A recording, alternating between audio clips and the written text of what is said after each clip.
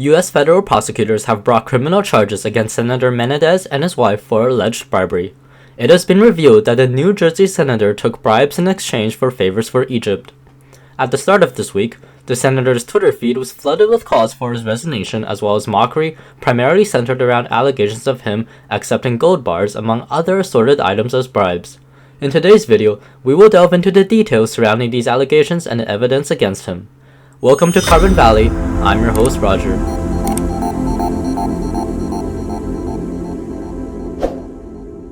In the past, Egypt was the second largest recipient of U.S. aid, partially due to security cooperation and counter-terrorism efforts in the region.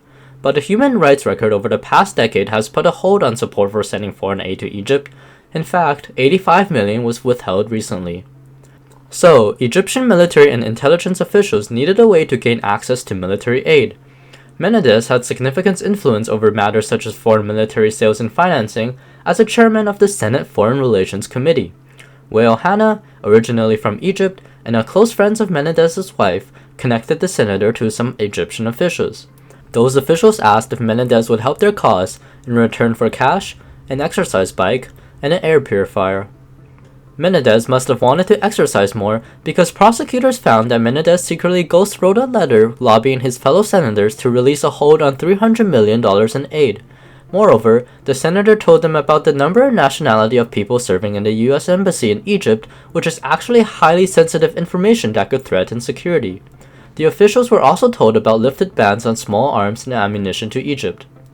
Apparently, the money for the bribes depending on the revenue from Hannah's company, Halal Certified.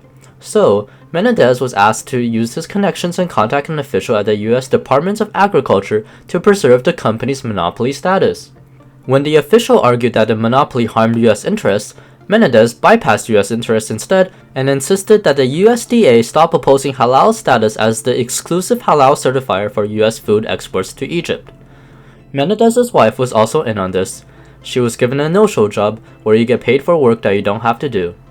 The Menendez must have wanted something to help them relax because next on the list of bribes includes a recliner along with gold bars. To get these gifts, Menendez used his position to influence the pending federal prosecution of Dabes, a real estate developer charged with obtaining bank loans under false pretenses. The senator was able to recommend candidates who could influence Dabes' prosecution for the position of U.S. attorney for the states. Menendez also placed several phone calls to the prosecutor overseeing Dabes' case, using advice and pressure to persuade him to go easy on the case. Unfortunately, the prosecutor considered Mr. Menendez's actions inappropriate and did not agree to intervene. But on the other hand, the senator and his wife got some home furnishings and a good number of gold bars weighing over 2 kilograms. But the senator seemed to want more. He pressured a supervisor in the New Jersey Attorney General's office to cause favorable outcomes for criminal investigations regarding insurance fraud of an employee and of an associate of Jose Uribe, a New Jersey businessman. This time, the bribe was a Mercedes-Benz convertible. But of course, no one admits to the bribes. A spokeswoman for Hannah said they are still reviewing the charges, but based upon our initial review, they have absolutely no merit. An attorney for Dabes said that they are confident that Mr. Dabes will be completely exonerated of all charges. The senator denies all wrongdoing and doesn't plan to step down from his position. Menendez was faced with charges in the past. The first, regarding whether he helped a nonprofit that helped him pay $300,000 in rent, was eventually dropped. And the second, whether he helped an eye doctor with federal officials in exchange for vacations at the doctor's Dominican villa, private jet flights, and campaign donations, did not have enough evidence. Menendez used history to support his statement that the charges aren't true and is simply a ploy by those who want to bring him down. But the gifts seem pretty real. Along with home furnishings and gold bars, when searching the Menendez's home, agents also found $480,000 in cash, much of it stuffed into envelopes and hidden in clothing, closets, and a safe.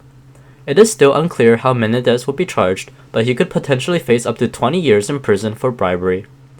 Alright, that's all for today. Please consider supporting us by hitting the subscribe button. Thanks for watching Carbon Valley. Until next time.